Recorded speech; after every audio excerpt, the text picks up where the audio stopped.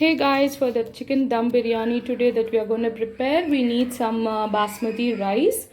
For 1 kg chicken, we need half kg of basmati rice well soaked half an hour before the process starts, and some nicely chopped tomatoes, six tomatoes for that, and 6 onions nicely sliced. Now here some pudina and coriander, a handful of pudina and coriander chopped up, 6 number of green chilies, and a main ingredient for the chicken biryani, that is chicken nicely washed and cleaned and marinated with some turmeric, salt and lime. And then you need some whole garam masala, 1 cup of curds and 2 lime, 1 cup of oil, and as per needed the spices powder, turmeric, coriander, red chili and some salt as per needed. So let's get started. Add in some oil as per needed. If you want the biryani to be a little more moist and oily, you can add some more oil, but for now we are adding in some 1 cup of oil, that is sufficient for 1 kg of chicken. Make sure the whole garam masala gets properly stir fried in the oil, because this is a major aroma or the taste that comes up to the biryani that you are going to prepare. I can smell the strong aroma of this whole garam masala. Now we can add in the sliced up onions slowly.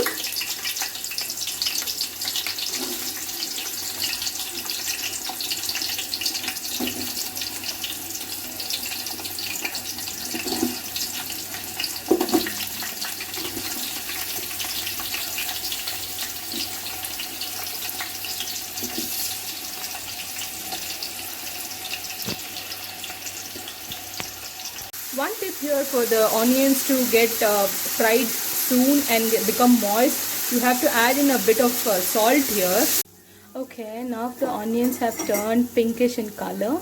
Now the next step is we'll have to add in some ginger garlic paste, which is homemade. Make sure you prepare some homemade ginger garlic paste, which adds in the natural taste to your biryani. Stir well. Make sure that the ginger garlic paste and onions get mixed well, and both together must turn golden brown.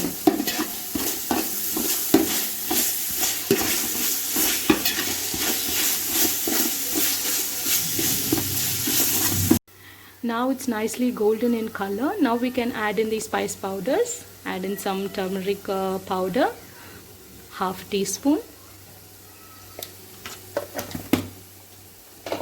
Make sure the flame is in sim, that is the lowest level.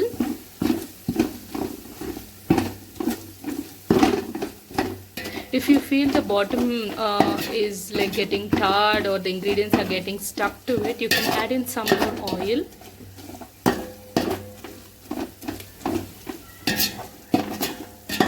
Now add it in up some coriander leaves, pudina leaves and green chilies. Make sure you stir them well up, and once you get the combined flavor of all these ingredients, you can add up the next spice. The next step is add in all the chopped up tomatoes.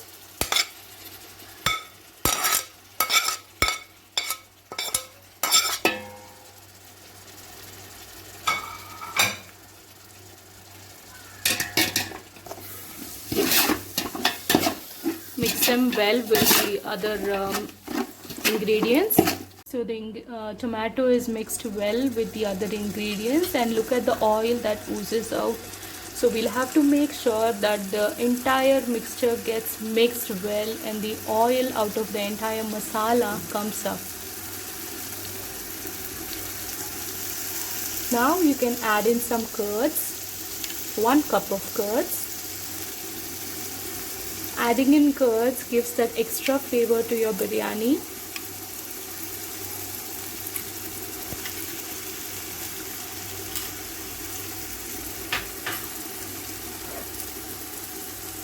Next, squeeze in those 2 lemons. Now look at the gravy that's getting ready.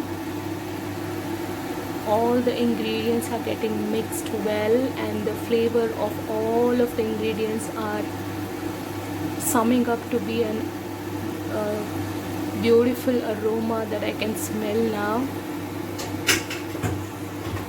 For all the non-veg lovers, this biryani is going to be a big treat. And for all those veg lovers, you can replace the chicken with some paneer or soya chunks, or for that matter some good amount of vegetables.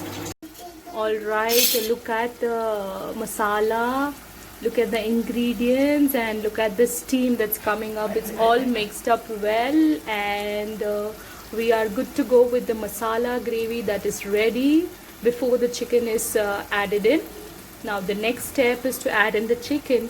Well, before that, what we have to do next is, here we have kept a separate utensil on another burner of the stove with some water and bay leaves and some oil added in. So so the water can be a random amount, no need of any measurements, because we are just going to boil the rice until it's boiled 3/4, and then we are going to put it into this boiling up here. Okay, the water is boiled well now. Now we can add in the rice, the soaked up rice. All you have to make sure is that the rice doesn't get completely cooked. It should only be half cooked or 3/4 cooked, since this is dum biryani. So now we'll wait for the rice to get half cooked. Alright, the rice looks half cooked now, so we can transfer this half cooked rice into the chicken gravy now. Okay, the chicken and the masala is all well done, and you can see the oil oozing up out of the masala. So looks like the masala has got well into the chicken. Now let's see if the rice has cooked half, so that we can add in the half cooked rice to this gravy. Now we are going to add in the half cooked rice here into this gravy.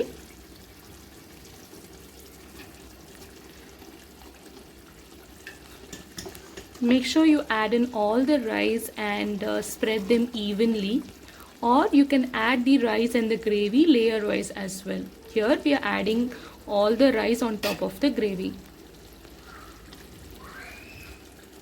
So this is how it looks after the rice is completely layered on top of the gravy. Now if you want, you can add in 2 to 3 spoons of ghee on top of it, just to add in some flavor to the biryani, or else you can leave it as it is. Make sure there is no gap between the lid and the container that you're cooking biryani in. You can add in some weight on top of it, or you can put them using the chapati dough.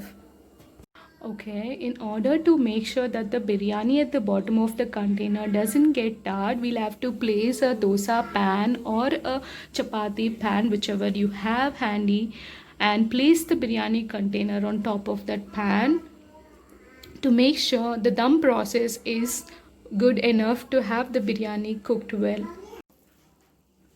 So guys, it's done now, and the masala is well blended with the rice, and look at the bottom of the container.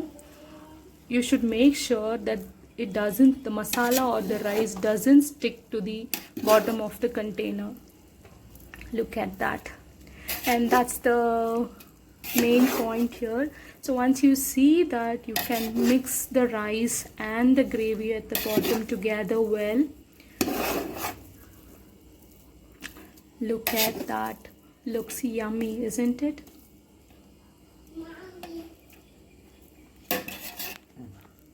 So we are all set to eat now. I'll have the plate set and get back to you.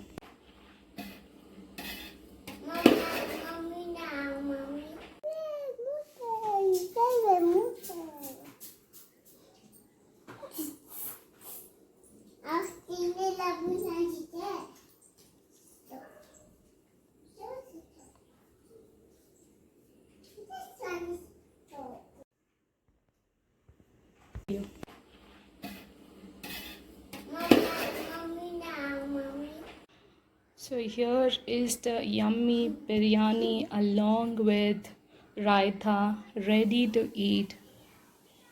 Look how yummy it looks. All the masala blended in well. The chicken cooked nice and good. So we are ready to have the Sunday special chicken dum biryani. So guys, please try this out at home and do leave a comment if you guys like this recipe.